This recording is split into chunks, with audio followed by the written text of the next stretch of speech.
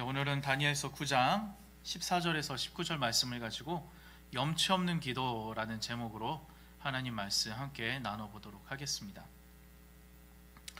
우리 이 다니엘서 관련해 가지고 이렇게 계속 찾아보고 있는데요. 우리 오늘 말씀은요, 사실 6장의 이야기에서 이어지는 이야기예요. 6장의 이야기. 6장의 이야기에 대해서 한번 저하고 나눴던 이야기 말씀 기억하시나요? 기억 못하시는 분도 계실 거라는 생각을 가지고 짧게 요약을 해서 알려드리도록 하겠습니다. 배경이 되는 그 6장의 이야기는 다른 거 아니에요. 자, 30일 동안 다리오 왕 이외에 사람이든 신에게든 구하는 사람은, 간구하는 사람은, 기도하는 사람은 사자굴에 넣어버리겠다라고 이제 다리오 왕이 조서를 내리죠. 근데 그 이야기를 듣고도 다니엘이 어떻게 해요? 기도를 하죠.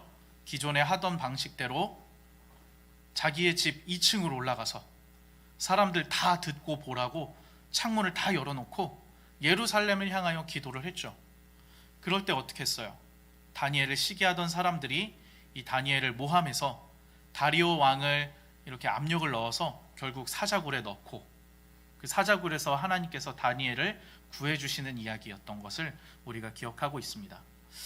참 이 말씀을 보면은 다니엘이 조금 유도리가 없는 사람인 것 같아요. 30일 동안이잖아요. 잠깐 쉬면 돼요. 그렇잖아요. 아니, 기도를 쉴 수 없다면은 하다못해 창문이라도 닫고 기도하면 되잖아요. 근데 그렇게 하지 않았다는 거예요. 사람들 다 보고 들으라고. 봐도 상관없다는 얘기예요. 왜 그랬는가? 오늘 말씀 속에서도 그 이유가 조금 확인할 수 있습니다. 우리 1절 말씀, 오늘 읽지 않았지만 1절 말씀 한번 보도록 할까요? 제가 읽어드릴게요. 메대 족속 아하수에로의 아들 다리오가 갈대아 나라 왕으로 세움을 받던 첫해, 다리오라고 하는 사람이 왕이 됐어요. 그런데 이 시대적 상황이 속에서 다리오 왕 다음에는 반드시 그 다음 왕이 될 사람이 결정돼 있어요. 다리오는 나이가 너무 많았거든요. 그 당시 나이로는 한 70세 정도 되었던 나이기 때문에 좀 있으면 죽을 거예요.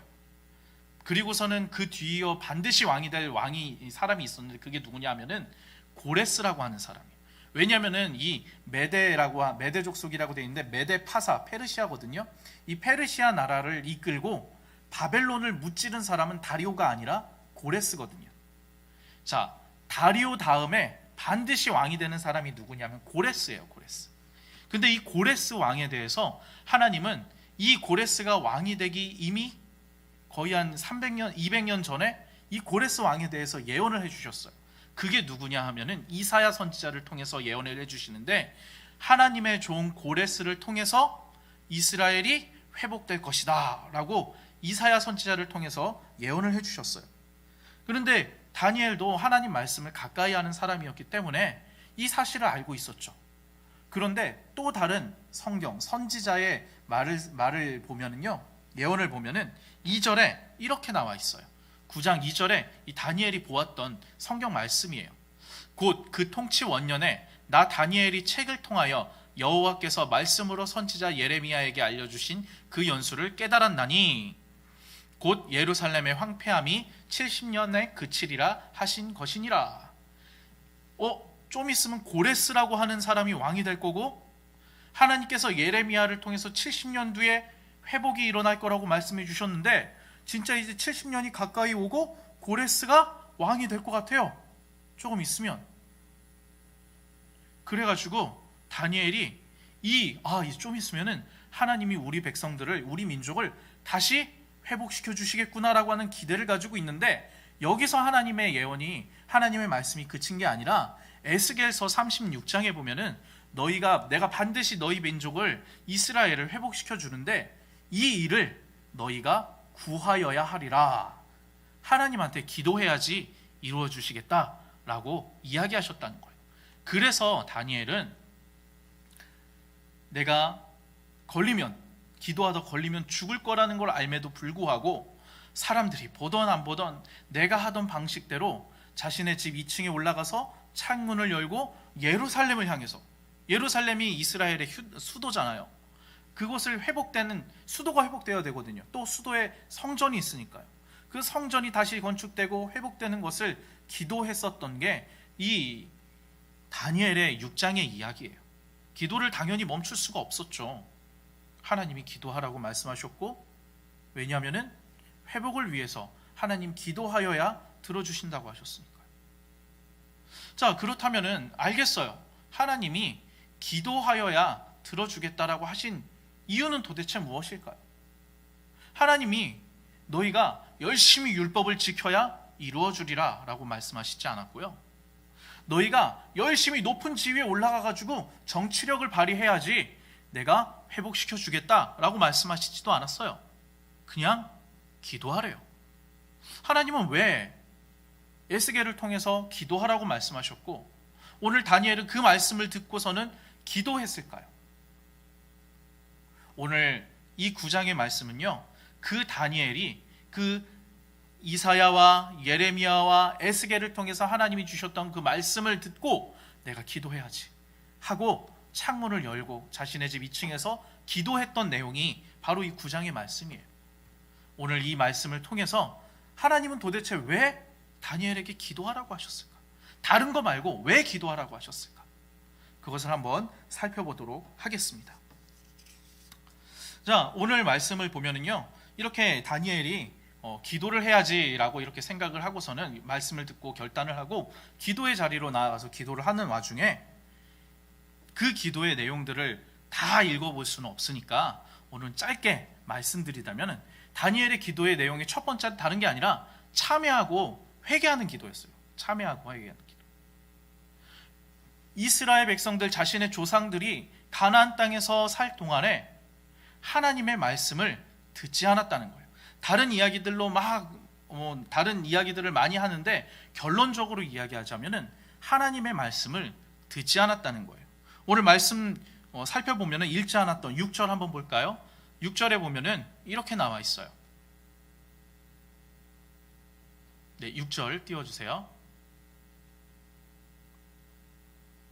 6절 말씀 제가 읽어드리도록 할게요. 우리가 또 주의 종 선지자들이 주의 이름으로 우리의 왕들과 우리의 고관과 조상들과 온 국민에게 말씀하신 것을 듣지 아니하였나이다 라고 이야기하고 있어요. 우리가 하는 게 뭐예요? 우리와 우리 조상들이 하는 게 뭐예요? 하나님 말씀을 듣지 않았다.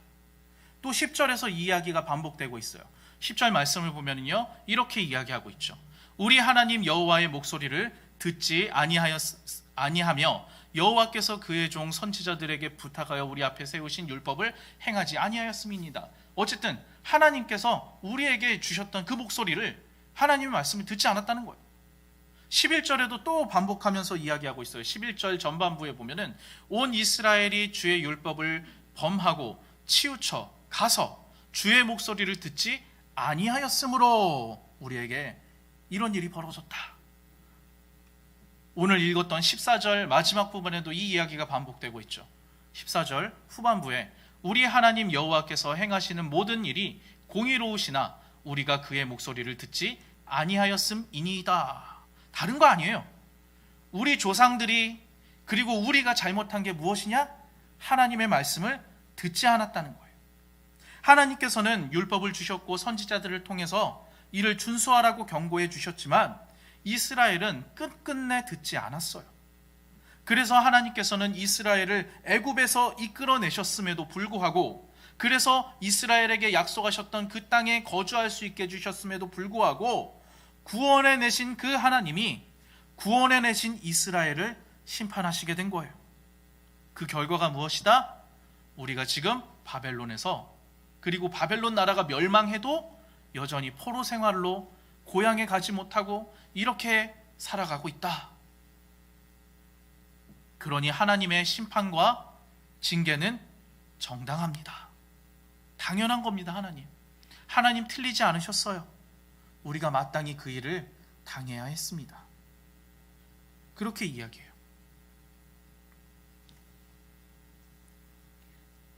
그런데 오늘 이 이야기로 기도는 끝마치지 않고 있어요.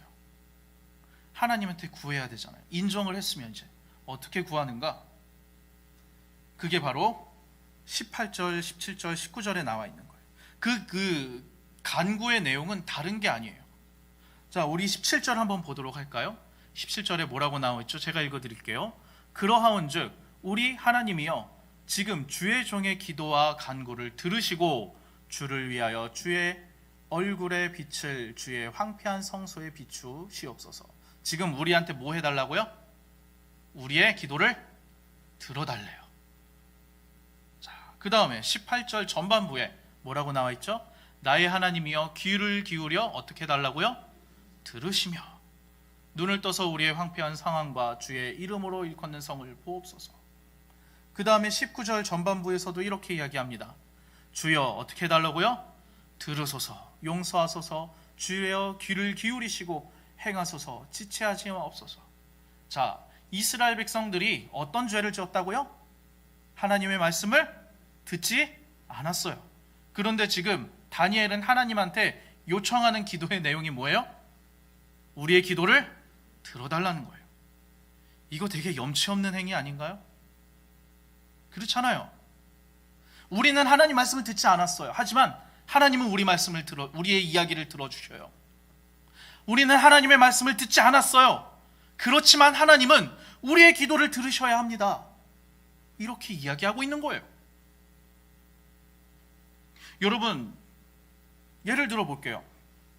친구가 너무나도 상황이 어려워가지고 나한테 돈을 빌려달라고 얘기해요. 그런데 난 빌려줄 수 있음에도 불구하고 빌려주지 않았어요. 그런데 얼마 지나서 내가 상황이 어려워져가지고 그 친구 돈이 필요하게 됐을 때 도저히 빌릴 데가 없어서 내가 거절했던 그 친구한테 가가지고 야, 나에게 얼마 좀 조금만 빌려주면 안 되겠니? 이렇게 말한다면은 나한테 돈을 빌리려 했던 그 친구가 어떻게 생각하겠어요? 야, 진짜 저거 염치 없네. 진짜 예의가 없네. 그렇게 생각하지 않겠어요? 지금 이 다니엘이 기도하는 내용이 그거예요. 우리와 우리 조상들은 하나님의 말씀을 듣지 않았습니다. 그래서 이런 일이 벌어졌습니다. 그런데 하나님, 우리 기도와 간구를 하나님께 하는 이 이야기를 하나님은 들어주시길 바랍니다. 염치 없는 요구를 하고 있는 다니엘. 그런데 여러분 잘 생각해 보세요. 염치가 없다는 얘기는 그러할 만한 자격이 안 됨에도 불구하고 한다는 얘기잖아요. 그럼에도 불구하고 자격이 안 되고 공로가 안 됨에도 불구하고 다니엘은 지금 염치 없이 하나님 앞에 간구하고 있어요. 무슨 말이에요? 나를 의지하는 게 아니라 하나님을 의지하는 거예요. 그 말씀이 바로 18절에 나와 있어요. 18절 후반부. 우리 이 말씀 중요하니까 다 같이 한번 읽어보도록 할게요. 시작. 우리가 주 앞에 간구하옵는 것은 우리의 공의를 의지하는 것이 아니요 주의 큰 긍휼을 의지하여 함이니이다. 인간적으로는 정말 염치 없는 행동이에요. 어떻게 고개를 들 수가 없어요. 하나님께서는 하루 이틀이 아니에요. 그 가나안 땅에서 살았던 기간이 800년이 넘거든요. 이 800년이 넘는 시간 가운데서 하나님은 끊임없이 사사들을 보내시고 선지자들을 보내시고 돌아와라, 돌이켜라, 내 말을 들어야 된다. 하지만 이스라엘 백성들은 끝끝내 듣지 않았어요. 여러분 800년이나 참으셨으면 얼마나 많이 참으신 거예요. 그런데 듣지 않았어요. 그 결과가 지금 포로 생활을 하고 있는데, 이제 와서 이 다니엘이 하는 기도의 내용은 우리가 듣지 않아서 이 꼴이 났지만 하나님 이제는 우리 기도를 들어주세요. 그러나 이것은요 단순히 염치 없다라고 얘기할 게 아니라 하나님의 주권과 하나님의 긍휼을, 다시 얘기해서 하나님을 의지하는 행동이라는 거예요. 18절에서는 이 기도는 하나님의 긍휼을 의지하는 것이다 라고 이야기하면서 이어서 19절에 이렇게 이야기하고 있습니다. 우리 19절 말씀 한번 보도록 할까요? 나의 하나님이여 주 자신을 위하여 하시옵소서. 이는 주의 성과 주의 백성이 주의 이름으로 일컫는 바 됨이니이다. 누구를 위해서 이 일을 벌여달라고, 회복해달라고요?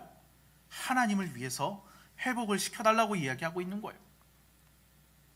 하나님이 이 백성을, 이스라엘, 하나님이 싸우신다라고 하는 이름을 주셨으니까 하나님의 백성이 이처럼 비참한 상황에 놓여 있는 것은 하나님 자신을 욕되게 하는 것이지 않습니까? 하나님의 명예가 실추되는 것이지 아닙니까? 그러니까 하나님을 위해서라도 이 기도를 이루어 달라고 이야기하는 거예요. 이거는 누이 좋고 매부 좋고의 이야기를 하는 게 아니에요.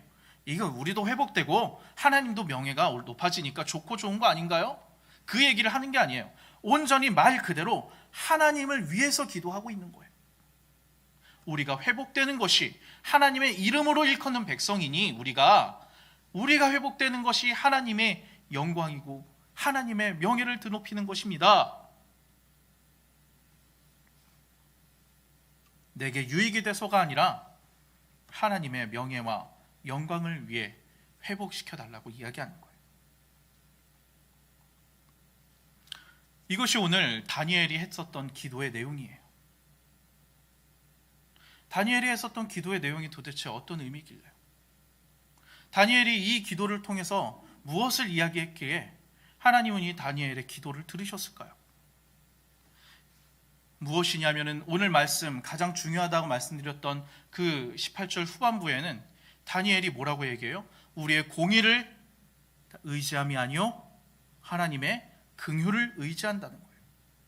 다시 얘기해서 나는 없고요 하나님만 계십니다라고 얘기하는 거예요. 쉽게 얘기해서 자기를 부정하는 거예요. 전적으로 하나님만 의지하는 거예요. 여러분, 지금 다니엘의 위치가 무엇인가요? 다니엘의 사회적 위치가 어떠했어요? 멸망하기 이전 바벨론 나라에서의 고위 관료였어요. 왕 앞에 직접 나가가지고 벨사살이 왕이었거든요. 벨사살 왕이 앞에 나가가지고 그 환상을 해석해 주는 사람이었어요. 그 전에 다른 부왕들한테도. 이 이후에 이 바벨론 나라가 페르시아에 멸망했는데 그 다음에 이 고위 관료면 어떻게 해야 돼요? 처단해야 되잖아요. 새로운 사람으로 갈아야 되잖아요. 정권이 바뀌면은 그 기존에 있었던 사람들을 사용하는 것이 아니라 자신의 뜻에 자신을 따르는 자신의 사람들을 세워야 되는데 다니엘을 다시 기용하는 거예요.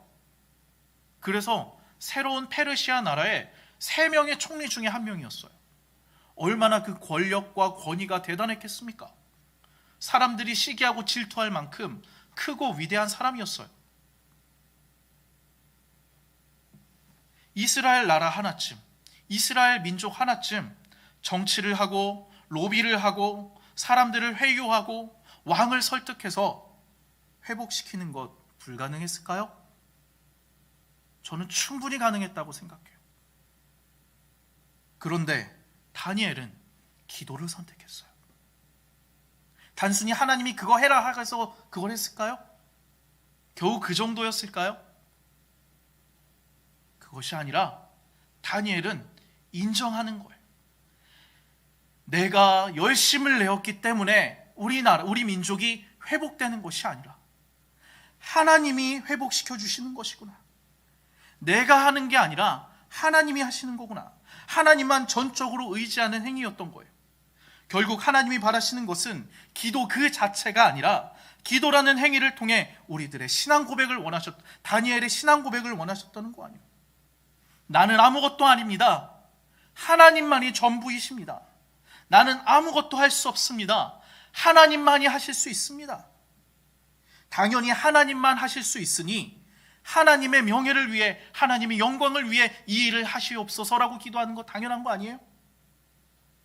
당연히 하나님만 하실 수 있으니 하나님을 위한 기도, 하나님의 뜻을 구하는 기도가 될 수밖에 없는 거예요. 그러므로 이 다니엘의 기도는 다니엘의 하나님에 대한 태도와 자세가 담겨 있는 거예요. 다니엘은 자신의 신앙적 열심과 정성을 의지하는 것이 아니었어요. 기도를 했기 때문에 이 일이 벌어진 그게 아니고요. 하나님께 모든 걸 맡겨드렸다고요. 다시 얘기해서 안 들어주셔도 그만인 거예요. 시대를 다스리는 하나님의 주권과 구원, 그 무엇보다 하나님의 긍휼하심을 의지했어요. 이스라엘의 고질적인 죄악과 폐역을 돌아볼 때 감히 하나님 앞에 나아가 하나님 우리 기도를 좀 들어주세요 라고 말하는 게 염치 없다는 것 모르지 않아요. 그럼에도 불구하고 그 염치 없는 와중에도 하나님께 나아가 용서와 회복을 구하는 것은 긍휼의 하나님을 전적으로 절대적으로 신뢰한다는 거예요. 맞아, 하나님은 긍휼의 하나님이니까. 하나님이 들어주지 않으셔도 상관없지만 그래도 하나님은 긍휼의 하나님이시니까 내가 그 하나님을 의지해야지. 그리고 그 긍휼은요, 성경 말씀 속에서 하나님은 아무에게나 주지 않으셔요. 누구에게만 주시나요? 하나님의 그 긍휼을 누구에게만 베푸시나요? 하나님의 백성들, 하나님의 자녀들에게 주시는 거예요. 여러분, 저도 그랬어요. 여러분도 그러셨잖아요. 아이들이, 집에 자녀들이 우리 집이라고 표현해요. 조금만 더 크면은 내 방이라고 얘기해요. 냉장고에 엄마 아빠가 이렇게 뭐 아이스크림을 갖다 놨어요. 그럼 이거 찜 내 거, 그렇게 표현해요. 그런데 그 모든 것들을 얻는 과정에서 그 아이가 한 일이 있나요? 아무것도 없어요. 우리 집이라고 하는 표현 쓰면 안 되죠. 우리 아버지 집, 우리 어머니 집이라고 얘기해야죠. 내 방이라고 얘기하면 안 되죠. 아버지가 어머니가 빌려준 방이라고 얘기해야죠.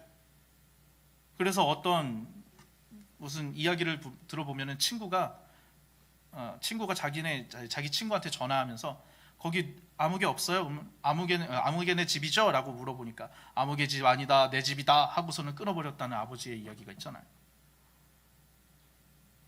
맞아요. 그 집을 얻는 데에 그 아이가 한 거라고는 아무것도 없어요.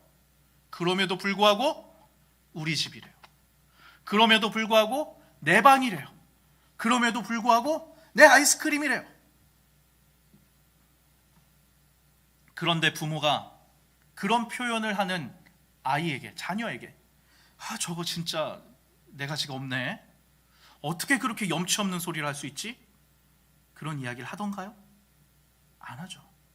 오히려 아버지 마음을, 어머니 마음, 부모님 마음을 상하게 만들고 오히려 대들고 싸우고 때로는 집을 나가버리고, 그럼에도 불구하고 부모는 우리 집, 내 방, 내 거라고 하는 이야기에 전혀 거부감이 없어요. 염치 없어도 받아들여요. 적극적인 신뢰관계가 가족이 되어야 그게 가능한 거예요. 하나님께서는 아셨어요. 이스라엘 백성들이 염치 없이라도 구해라.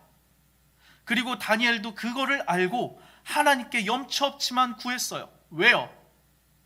하나님이 아버지니까요.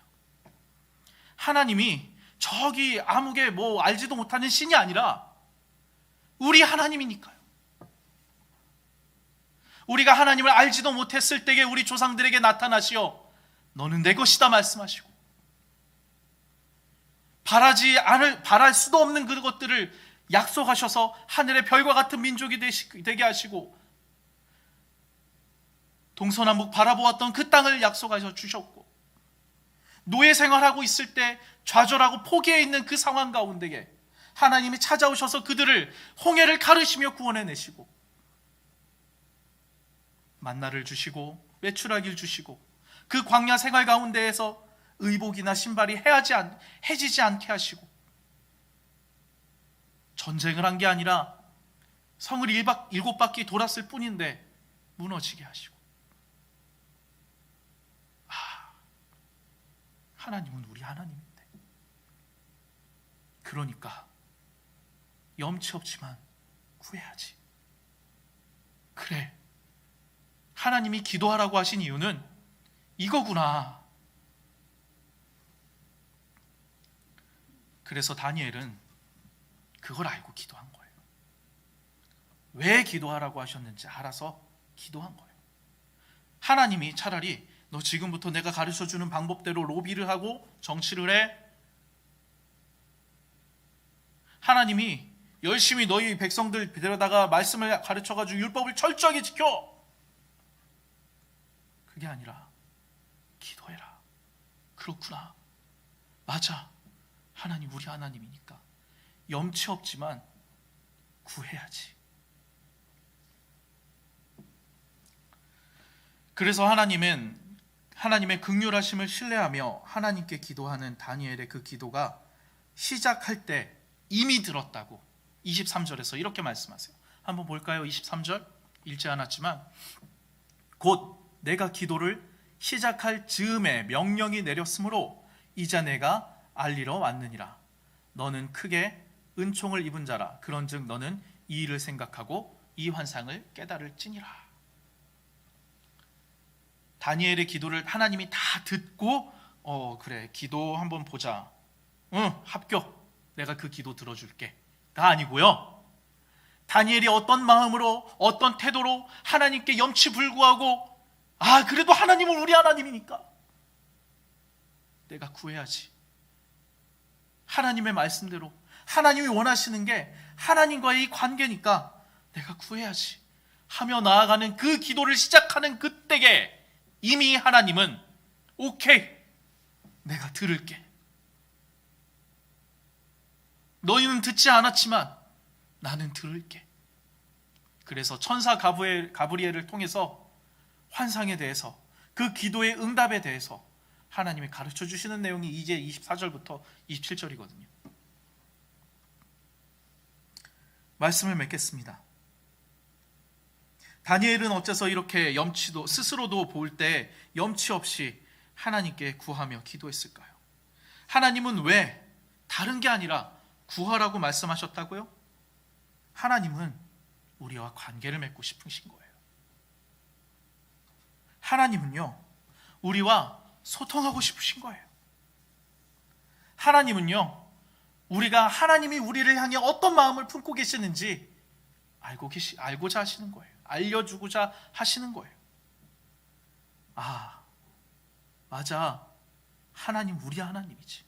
하나님은 우리 아버지시지. 우리가 살아가다 보면은 때로 우리의 기도가 참 염치 없이 느껴질 때가 많이 있습니다.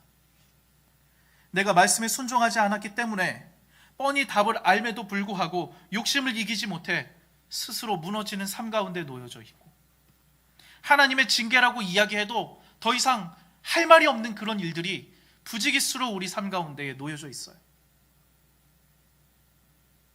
그런데 그때라도 하나님은 기도하라고 말씀하시는 거예요. 아니, 그러할 때니까 기도하라고 말씀하시는 거예요. 그럼에도 불구하고 하나님은 우리에게 바라시는 것이 기도라는 거예요. 구하라는 거예요. 왜냐하면 이것은 하나님과 우리의 관계를 그 누구보다 잘 보여주는 것이기 때문이에요. 하나님이 우리의 아버지라고 하는 사실을. 하나님은 우리를 향해서 끊임없이 긍휼의 마음을 가지고 헤세드의 마음을 가지고 사랑의 마음을 가지고 계신다는 것을, 내 백성이 나를 떠나 돌이켰어도 내 사랑이 그들을 포기하지 못하니 구해라, 내가 들어줄게. 그리고 진정한 하나님의 자녀로서 구하는 기도라면은 이제 어떻게 하겠어요? 당연히 내 유익, 내 쾌락과 내 정욕이 아니라 그럼에도 불구하고 나에게 간구하기를 바라시는 하나님이시니 하나님 아버지의 유익을 위해서 구하게 되는 것 당연하지 않겠습니까? 그저 하나님이 그의 나라와 의를 위해서 의를 구하라 말씀하셨으니까 그렇게 하는 것도 참 좋은데, 우리가 그 하나님의 마음을 깨달아 기도한다면 우리는 자연스럽게 하나님의 나라와 의를 위해서 기도할 수밖에 없는 거예요. 우리는 알지 못하는 신에게 기도하는 것이 아닙니다. 우리를 사랑하시어 자신의 아들까지 내어주신 하나님께 염치 없어도 돌아와도 된다. 우리가 죄 가운데 놓여 있을지라도 포기하지 않고 함께 하시는 하나님께 기도하는 거예요. 그렇기에 하나님은 우리가 그런 자세로 기도를 시작하는 그 순간부터 우리 기도를 들으시는 거예요. 그래서 예수님 말씀하시잖아요.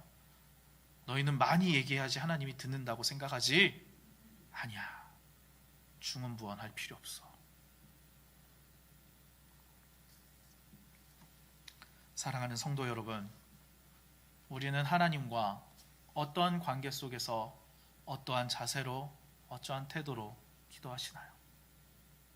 하나님은 우리의 기도를 기다리고 계세요. 아니, 우리의 하나님에 대한 아버지 되심의 그 자세를 기다리고 있어요.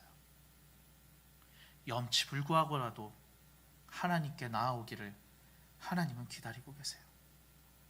오늘 하나님께서는 이 다니엘의 기도를 들으시고 약속대로 이스라엘 유대 사람들을 예루살렘으로 돌아갈 수 있도록 고레스 왕 원년에 그렇게 이루어 주십니다. 부디 오늘도 하나님께서 우리의 기도를 들으시고 기도 가운데 역사하실 것을 믿으시며 하나님의 나라와 하나님의 뜻을 위하여 기도하는 여러분, 염치 없이 어떻게 하나님께 나아갈 수 있어요? 이걸 반대로 얘기한다면요, 나는 자격이 되면은 하나님께 나간다는 얘기예요. 그거는 하나님하고 무슨 관계를 맺겠다는 건가요, 도대체? 염치 없어서 하나님께 기도 못해요. 어떤 면에서는 하나님의 사랑에 대한 불순종이고 교만이에요. 우리는 염치불구하고라도 나아가 기도해야 합니다. 오늘 그 기도의 시간이 이런 마음을 가지고 하나님, 우리를 불쌍히 여겨주세요. 기도하는 저와 여러분이 되기를 주님의 이름으로 소망합니다.